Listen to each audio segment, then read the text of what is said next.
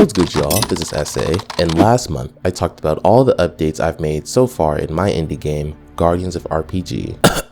Playtest the previous version on itch.io. And I promised I'll give you all some new updates every month after that. So, for the month of June, I'll be going over the 3 key things that I've worked on thus far. The dialogue system has gotten a huge update.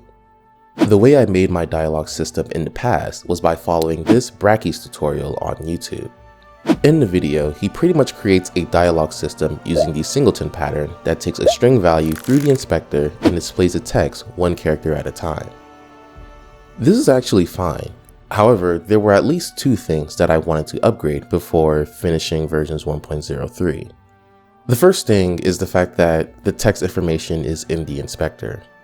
There isn't technically anything wrong with this, especially if you're creating a smaller game, but when you have a large dialogue-heavy game, having a lot of game components and variables in the inspector may slow down your computer, and it's better to optimize your game so that it's able to be enjoyed on gaming PCs and regular laptops too. So instead of using my inspector to create my dialogue, I now use something known as Ink. Ink is essentially a narrative scripting language for games that you can actually get in Unity for free.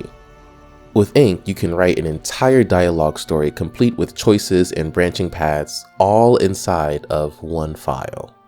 You can also store variables to affect and update the dialogue in real time. I personally use this for things like the player's name, as well as determining which type of text boxes needed to be displayed after each line of dialogue. The best part of it all is, despite how seemingly powerful this tool is, each file is probably about 1 kilobyte apiece. So if optimization and storage is something you really care about for your game, using Ink to replace writing the dialogue in the inspector could be something to consider. Another problem I ran into was how the letters in the text box would be displayed. The letters in the text box are displayed one at a time. And since the code didn't know if a word was going to overflow before it typed it, it would start typing out the word in one line and then quickly jump to the next line once it realized it needed more room. This wasn't something I thought was a huge deal when I noticed it, but I do recognize this might seem a bit off-putting to find inside of a more polished game, so I made some adjustments to how the dialogue is displayed in order to fix it. Essentially what I did was type out the text in its entirety, then set the alpha value for everything to 0, and then increment it through each letter in the text. If you want more details on this, I recommend this video here that helped me get through it. The way I create cutscenes have also changed. Cutscenes were one of the most annoying parts of the game to make because it was something that required a lot of work to do, and unless the player goes through multiple runs of the game, they will never get to see all the work that went into creating them. So, the annoying way in which I was making them, coupled with the fact that it may all be for nothing, really limited the number of cutscenes and branching paths I actually put in my game. But I'm able to solve at least one of these issues. To fully explain it, I would need to tell you what I was doing in the past. In Unity, a cutscene can be created by using the timeline feature, and from here, you can link the game object to this timeline by adding a track and make them play certain animation clips and move across the scene. However, every cutscene that would involve a player would mean that when making the scenes, I would need to account for if the player was using the male or female avatar. And the whole time, I was trying to figure out how to switch animation clips on one animation track once a game had already started in order for the cutscenes to reflect the avatar that the player chose. And I just couldn't do it. So instead, I ended up just duplicating the timelines, switching the animation clips manually, and then using a condition statement to determine which version of the timeline to use. This worked out okay, but it also meant that when I needed to change something in one timeline, I would also need to change it in the other timeline.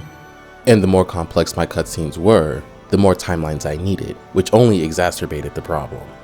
Overall, it was just really inconvenient. But Dashay, why didn't you just add both the male and female tracks into one timeline, and then mute one of them depending on which avatar the player is using? Because I hadn't thought of that, actually. For anyone left that's just as dumb as me, it turns out you can actually mute certain tracks based on their name and rebuild the graph at runtime following these 2 methods here, and immediately my problem was solved. Because cutscenes are a lot easier for me to make, and the dialogue system is structured to handle more dynamic scripts of dialogue, I feel better equipped to write a more coherent, plot-driven story for this RPG. Oh yeah, by the way, the story is also changing. A quick backstory on Guardians of RPG. My sophomore year of college had just ended, and I realized that my computer science skills were pretty bad, and I had no work experience. Because of this, it was seemingly impossible for me to get an internship over the summer, which really freaked me out, I'm not gonna lie. So to give myself a bit more of an edge, I decided to learn Java by making a small project of my own. Thus, Guardians of RPG was born, generic title and all. And over time, I was using this project pretty much as a means to further enhance my coding skills with the hopes of eventually being good enough for a job, turning what was once a terminal-based game to a JavaFX game, and from a JavaFX game to a Unity game. But that was kind of the problem, because I wasn't making this game for the story originally. Sure, it had a story, and it was fine, but it was fairly straightforward and a little uninspired, to me at least. So after having a few months to work on the plot, the characters, and the themes, I believe my game has a fully fledged story that people can actually resonate with. Besides, most people are playing role-playing games for the story and to be able to immerse themselves in it. Even if the game didn't look as visually appealing as others, the story would still be the deciding factor of whether or not people truly liked it. So the very last thing that I did for this month was draft dozens of graphs and scripts that will eventually be used to create the actual story for my game. And I hope when it's finally released that you take a liking to it.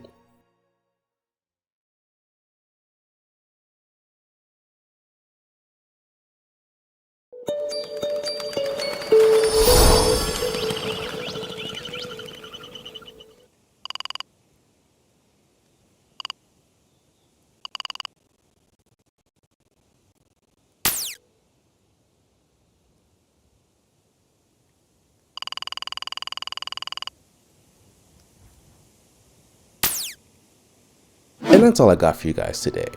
As usual, if there's any topic that you guys wanted more information on, I've left some links in the description that helped me get started on some of these features.